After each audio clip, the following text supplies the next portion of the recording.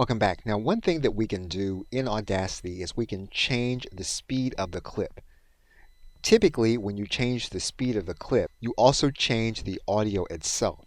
Now, there are some ways to mitigate that within Audacity. For example, what we can do is we can go to this effect area, and what we can then do is to use the change speed effect.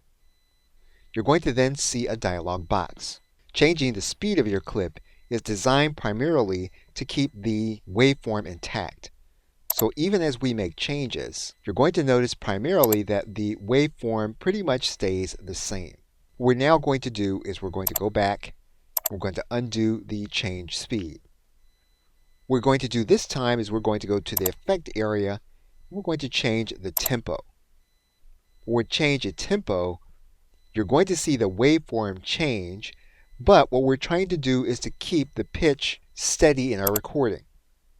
So when we make a change, we'll click OK, you are going to notice that the waveform is going to change again, but the idea here is for the pitch to be primarily intact. What we're now going to do is we're going to undo our change.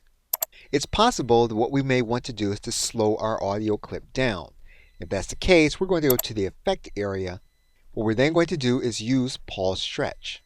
We can then determine what our stretch factor is going to be.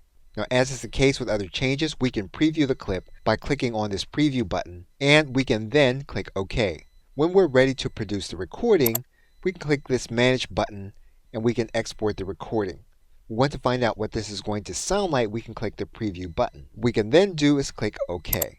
But then Audacity is going to process the new file.